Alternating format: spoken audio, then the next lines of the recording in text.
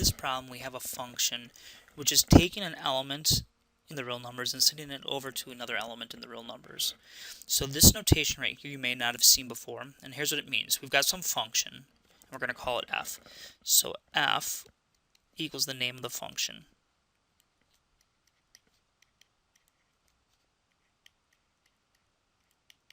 Okay. I had to abbreviate function there. We were running out of room. R, this R right here, is usually a bolded R like this, and it stands for the set of real numbers. And so what we're doing is we're saying that we're going to send some real number over to another one. So for example, if you take a look at our function here, and if I ask for what is f at 1, well, it's going to take the number 1, which is in the real numbers, and it's going to send it over to another real number. And what is that? That real number is 3. How did I get the 3? I took the 1 and I plugged it in right here. So remember, this can be thought of like f of something is equal to 4 minus something squared. So we went from 1 to 3, and 3 is also a real number. Now we need to graph this guy out. So we're going to graph it from -3 to 3 and from -5 to 5. That's this window that I have here. So just get a decent sketch of it. Now we want to be pretty accurate with this.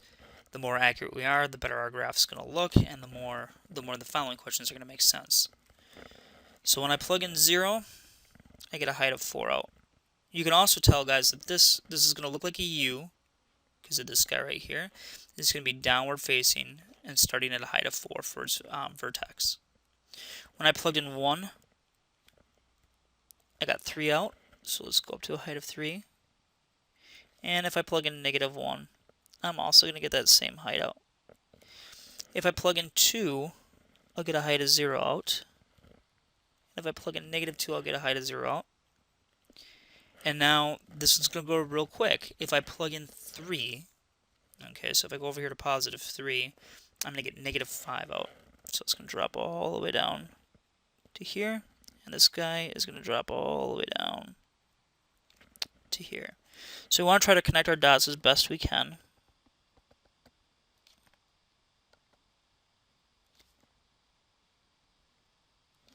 And give ourselves a pretty good curve.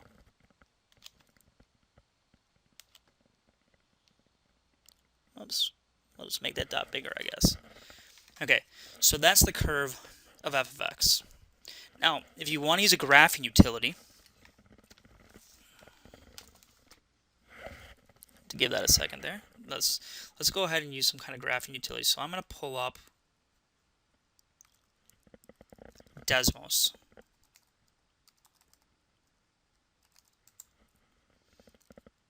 And one of the nice things about Desmos is it's free. We'll launch the calculator. And notice over here on the left side we get to type things in. So we had the function f of x is equal to 4 minus x squared. To get it to raise to a power, you hit Shift and 6. And there's our function right here. Now I've got some tools up top that if you click on, will give you some of the window settings, so we can ask it to graph from, let's say, -3 to 3. And then we can also go from -5 to 5. I change it to projector mode too to make it a little bit darker. So you notice that that is the same graph that we had over here. Okay, so that's the graph of it, and again, you can use a graphing utility like this, use a graphing calculator, whatever you need to.